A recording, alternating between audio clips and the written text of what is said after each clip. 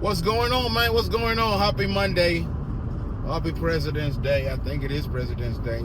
Anyhow, as always, I like to put a disclaimer on my videos, let y'all know I'm doing this for fun, entertainment, encouragement, and educational purposes.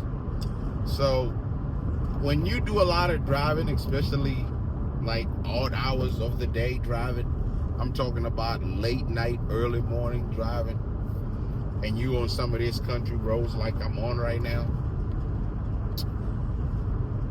I could be wrong, but some of the rudest drivers that I've had to deal with are drivers that haul sand, like the frac sand drivers, sandbox drivers. Be driving them 18-wheelers,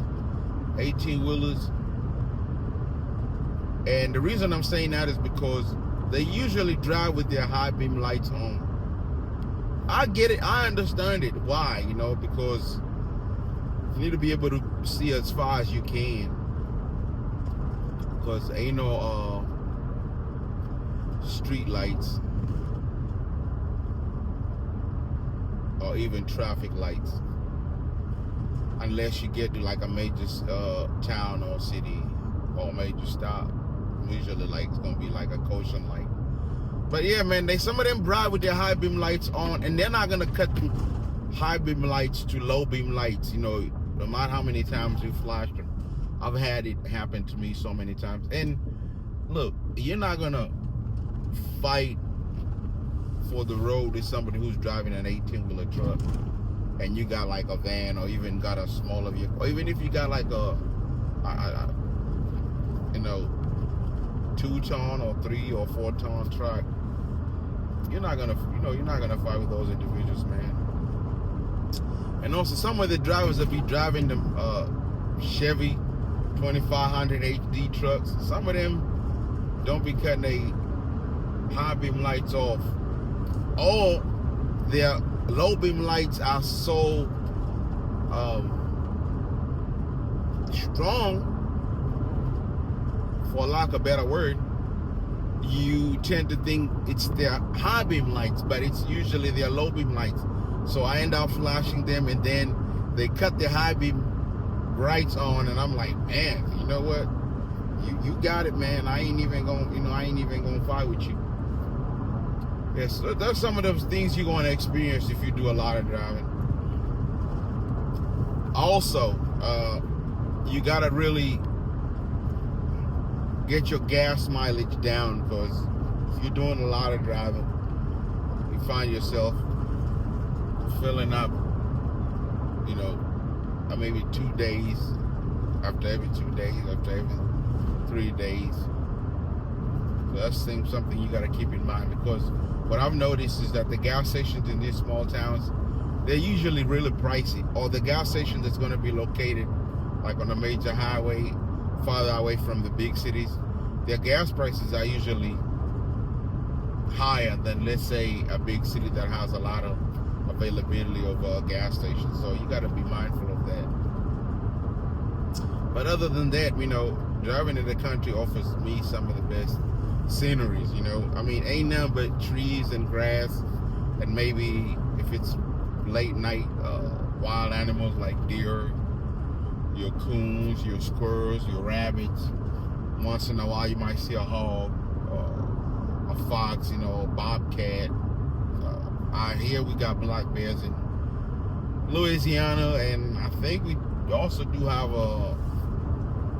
panthers out here in Louisiana. So I'm not putting it past it having those type of animals. So you got to be mindful of that, man.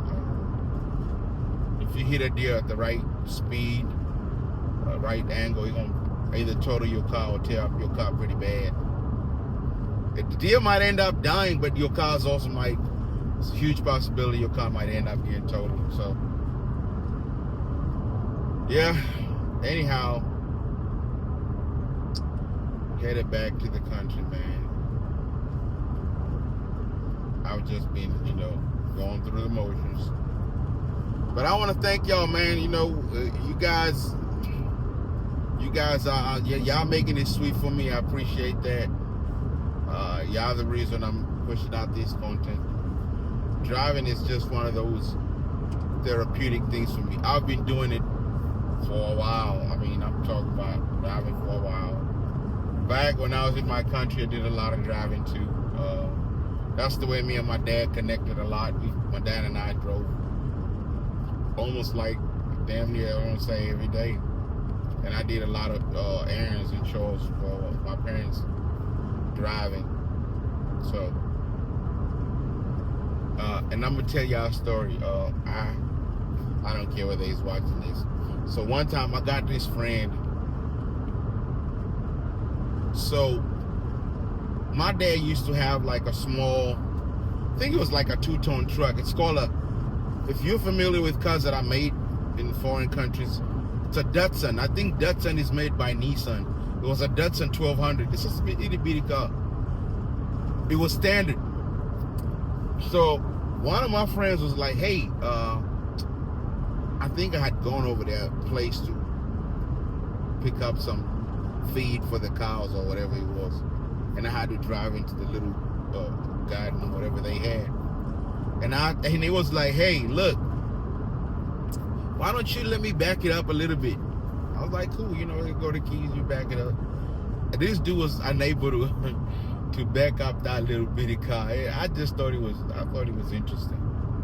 So not everybody who be perpetrating and acting like they know how to drive or can actually drive, It gives somebody a standard vehicle, especially in this day and age, to drive. They are going to struggle with it,